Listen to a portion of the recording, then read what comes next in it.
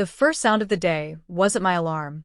It was the quiet shuffle of his shoes on the porch. I had trained myself to hear it from across the street, before he even reached the door.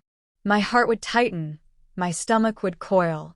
Some mornings I would pause, pretending to sip coffee, waiting for the creak of the doorknob to tell me which version of him had come home. Years ago, I thought love meant patience, compromise, and loyalty. Now I understood it differently. Love had a voice I could barely recognize. I had learned to read the slight tremor in his hand when he set down his keys, the way his eyes flicked to the clock before glancing at me. There were days I held my breath, afraid of moving too quickly, reaching for nothing more than the safety of staying silent. Friends and neighbors never noticed. No one saw the tiny bruises that hid under long sleeves, the fear that made me rehearse my words in front of the mirror before I spoke to him. I smiled at parties, at work, on calls with family. Outside, life was calm. Inside, it was survival. Some nights, I stared at the ceiling, wondering how much longer I could endure, how I had let myself become so invisible. Then, I would remind myself, patience is power. Quiet is strategy. Every day I survived, I reminded myself that staying alive, staying sane, mattered most. I learned to measure love not by words but by the spaces between them, by the moments I could claim for myself, however small. He wasn't always angry. There were mornings when he spoke normally, poured coffee without spilling, even laughed at a joke I made. Those moments were brief, fragile, like sunlight through a narrow window. They gave me hope, or maybe they tricked me into thinking things could change. I clung to those flashes, memorizing them, practicing them in my mind, so I could survive the storms that came later. I had my routines, small habits that gave me control when nothing else did. I arranged the kitchen the way he liked it, hid sharp knives after washing, kept the thermostat at a temperature he wouldn't complain about. I walked softly, always scanning for the cues that would signal danger. Sometimes I imagined a different life, one where love wasn't measured in fear, one where my reflection in the mirror didn't seem like someone else's shadow. The neighbors thought we were ordinary. My mother called, asking when I'd visit. I lied, said work kept me busy. She never asked why. It was easier that way. Easier to carry the burden alone, to pretend normalcy, to hold on to the tiny pieces of myself that hadn't yet been broken. At night, after he finally went to bed, I sometimes wrote in a notebook no one would see. I counted days, listed moments of hope, noted the small victories. It became my quiet rebellion, my map out of a life that felt increasingly claustrophobic. Writing was the only time I felt truly free, even if it lasted only an hour before morning came again. Some mornings, I lingered by the window, watching the street wake up. Kids with backpacks, dogs barking, neighbors waving. It looked normal, peaceful. But I knew the silence behind my front door was deceptive. I had learned to anticipate him, to predict his moods with unsettling accuracy. A glance, a tone, a sigh, it all told me what I needed to do to survive. I thought about the friends I used to have, the hobbies I once loved, and the freedom I had before the fear settled in. They seemed like distant memories, almost impossible to touch. But I held on to them in secret. A book I read only at night. A sketchpad I hid under my bed. They reminded me that I was still myself, even if the world around me tried to erase me. The tension never left entirely. Even in fleeting calm, I felt the weight of waiting, the strain of constant vigilance. Every small sound made me flinch. Every shift in his shadow reminded me of yesterday, the day before, the patterns that never changed. It was exhausting, isolating, and relentless, but I endured. And yet, through all of it, I found small ways to reclaim pieces of me. I learned which words would diffuse anger, which gestures would keep me safe, and which silences would protect me best. Survival became an art, and I practiced it meticulously. Each day I survived. Each day I found a moment of quiet within the chaos. I reminded myself that I was stronger than he believed, stronger than the fear tried to convince me I was. He didn't know I kept a journal. He didn't know that while he believed he controlled the household, I quietly mapped my own escape, my own resilience. I counted days in codes no one could read, noted patterns, and rehearsed conversations I might never have. It was a private life within a life, a secret world that no one could touch. Some nights, I imagined leaving. Not the dramatic kind, no shouting or confrontation, just walking out while the world slept.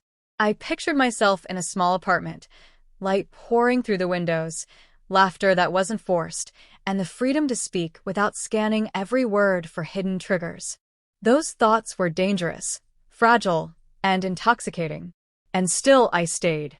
Each day, I calculated, measured, waited. Not because I didn't want more, but because leaving demanded courage I didn't yet trust one had. Survival was patience. Safety was silence. Love, if it existed at all, was hidden behind layers of fear and routine. I had learned slowly that endurance didn't make me weak. Endurance made me a careful strategist of my own life. Every day I survived, every quiet victory, reminded me that I had not lost myself entirely, that hope could exist even in the smallest corners of my life. One evening, after he finally fell asleep, I stood by the window, looking out at the street lights flickering in the dark. The house was quiet, the way it always was when he was asleep, but I felt the weight of every day pressing down on me. Years of fear, of walking on eggshells, of pretending that nothing was wrong, had built a kind of armor I didn't know how to shed. I thought about my life before him, the ambitions I had abandoned, the friends I had stopped seeing, the dreams I had folded neatly into invisible boxes. They were still there, faint but persistent, reminding me that I wasn't meant to disappear entirely. I touched one of those boxes under my bed, the edges worn, the contents private, a reminder of a self I had not yet lost. I realized that in every moment of fear, I had also learned resilience. I had learned how to read moods, how to anticipate danger, how to reclaim small victories in a life that demanded constant caution. Each day survived became a quiet proof of my own strength, even if no one else ever noticed. And sometimes, when the night was deepest and the house was still, I allowed myself to breathe, to imagine that one day, maybe, I could live without fear, without calculations, without hiding. It felt distant, almost impossible, but hope was a habit I had quietly nurtured, and it refused to die. I found small pockets of freedom in unexpected places. A walk to the corner store when he was out, a book read in the bathroom, a call to a friend at work. These tiny acts were rebellions in themselves, proof that I was still my own person, that survival did not mean surrender. I began to map possibilities in my mind, careful and precise.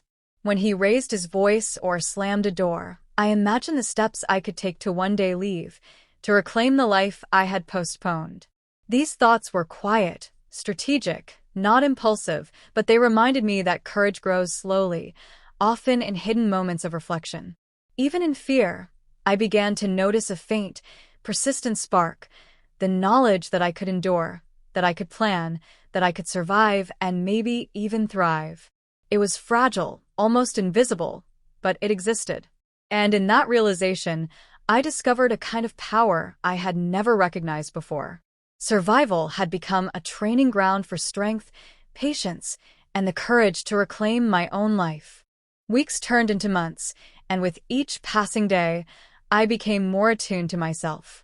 I started noticing my own patterns, the ways I flinched, the moments I held my breath, the small victories I had quietly won.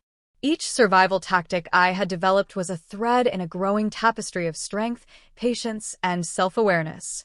I began keeping a careful log, not just of his moods or triggers, but of my own responses. When I stayed calm under pressure, when I navigated a tense moment without incident, I marked it. When I found even a sliver of peace in a routine or a fleeting moment of laughter, I noted it. It became a record of resilience, a reminder that even in fear, I had agency. I also started reconnecting with the life I had left behind. A friend reached out, unaware of my reality. I smiled and answered, cautiously at first, then with more openness. I allowed myself to imagine weekends that weren't calculated for safety, afternoons spent reading in a sunlit cafe instead of hiding from danger. These small acts were reclamation, tentative but vital. Every night, as I closed my journal and put it under the bed, I felt a quiet pride. I was surviving, yes, but more than that, I was learning, observing, and preparing. The fear remained, but it no longer defined me entirely. I was still me, even in the shadows of my life. One morning, he left for work earlier than usual. I lingered in the doorway, coffee in hand, listening to the sound of his car pulling away. The silence was different that day, not empty, not tense, but expectant. I walked slowly through the house, touching surfaces I hadn't allowed myself to notice, inhaling the quiet, and feeling the smallest hint of freedom. I sat at the table with my notebook and began to write not about survival, but about possibilities. Places I could go, plans I could make, steps I could take. I wrote down the smallest victories I had claimed over the years, and suddenly, they didn't feel so small. They felt like proof that I could endure, that I could strategize, that I could hope. I realized that my life didn't have to be defined by fear. I could carry my experience without it crushing me. I could rebuild, reclaim, and rediscover myself in ways I had long believed impossible.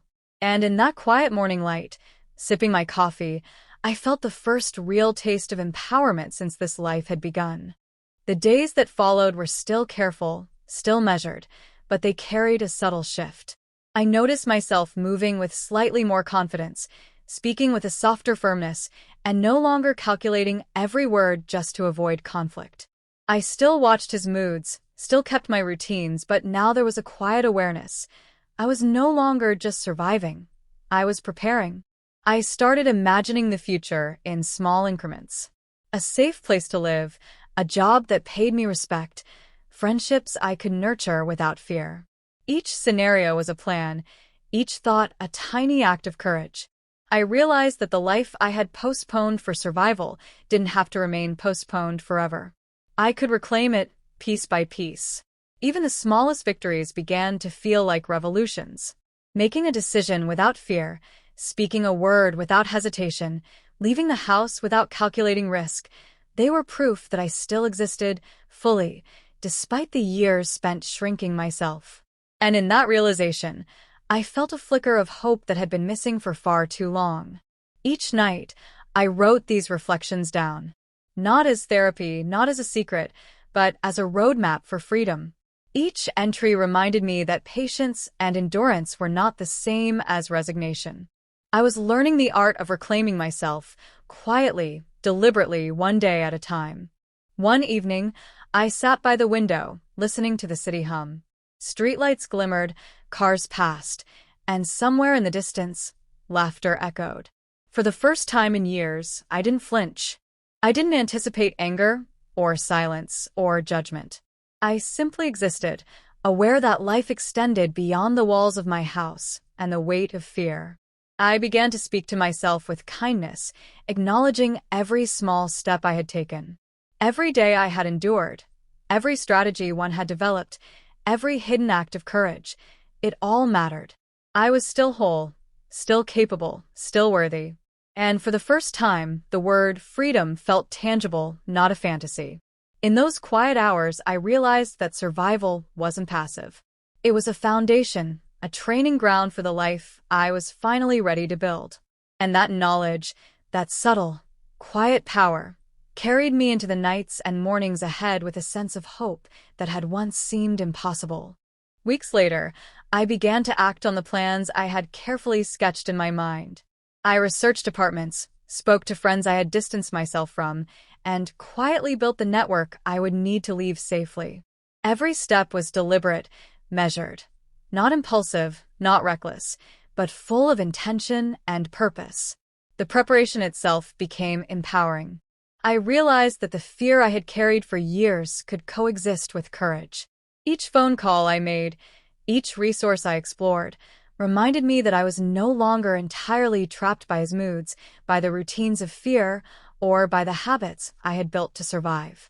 I was reclaiming space, thought by thought, step by step. Even in the small victories, I felt pride. Paying a bill on my own, taking a walk without fear, speaking my thoughts without rehearsing, these acts were quiet but transformative.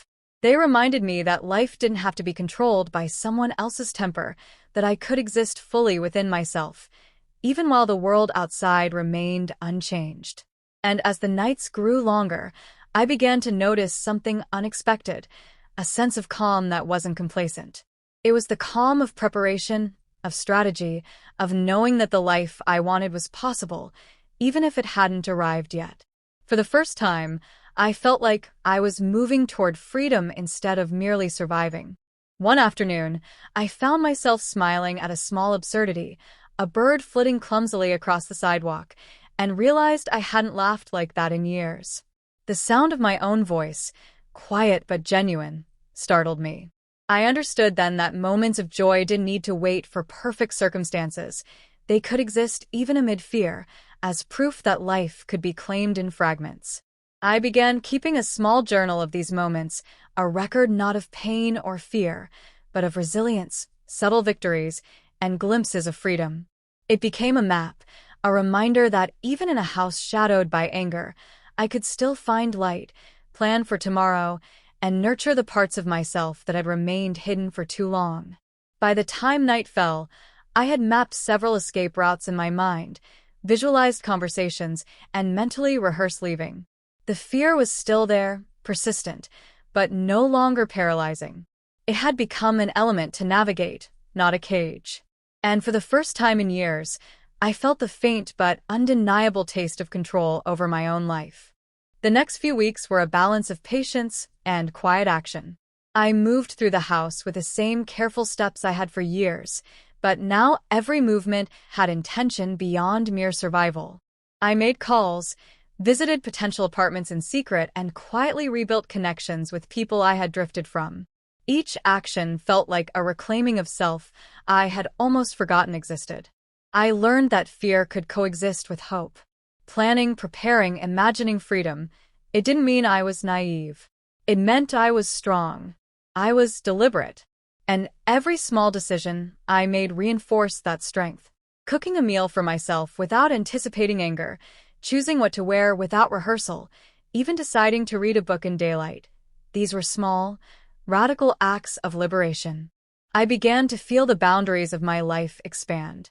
What had once seemed impossible, speaking freely, existing without calculation, was becoming tangible. I had trained myself to survive, but now I was learning to live. Each day, each small act of courage, became proof that I could take the next step when the time was right. And as I lay awake at night, the house quiet except for the hum of the refrigerator, I felt a clarity that had been absent for years. I understood that leaving was not just an escape. It was a reclamation of every piece of myself that had been diminished by fear. The next chapter of my life was waiting, and I was finally ready to turn the page. One evening, he fell asleep earlier than usual. I sat at the kitchen table with a notebook and a pen, writing plans, hopes, and reminders to myself. Each word was a tiny act of courage, a small rebellion against years of intimidation. I wrote about freedom, about living without fear, and about claiming the life that had been postponed for far too long. The act of planning, of thinking ahead, gave me a quiet sense of power I hadn't felt in years. Fear was still there, but it no longer controlled every decision. For the first time, I saw myself not just as someone surviving, but as someone capable of change, capable of choice, capable of reclaiming the life that was always mine. In the stillness of that night, I made a vow to myself. The small victories, the careful steps, the patient planning, they were the foundation of my future.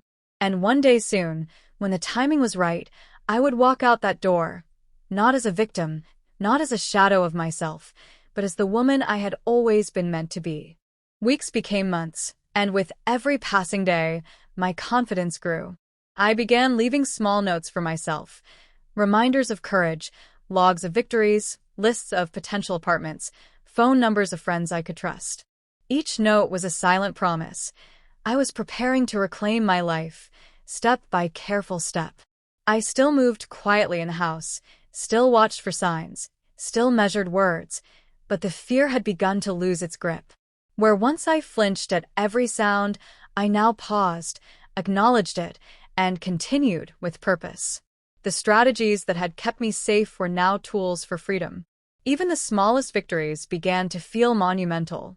I walked down streets I had once avoided, spoke to shopkeepers without rehearsing, allowed myself to take small risks. Every step reminded me that my life was mine to reclaim, and that even in fear, courage could quietly grow. At night, I returned to my notebook, writing not about survival, but about hope.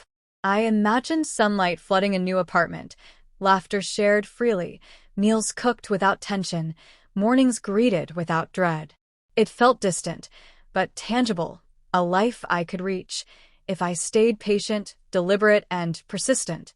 One morning, after months of planning and preparation, I stood in front of the door with my essentials packed quietly in a bag. I took a deep breath, feeling the weight of fear, anticipation, and hope all at once. Every moment of patience, every small act of courage had led to this point. I glanced back at the house, not with anger, not with regret, but with a quiet acknowledgement of what it had taught me. Endurance, vigilance, and strategy had shaped a strength I didn't know I possessed. The fear had been a teacher, and I had learned to listen without being enslaved. With one final breath, I stepped out, closing the door softly behind me. The street stretched ahead, familiar yet suddenly full of possibility. I walked forward deliberately, carrying with me every small victory, every lesson, every ounce of courage I had cultivated in silence. And for the first time in years, I felt the full weight and freedom of my own life.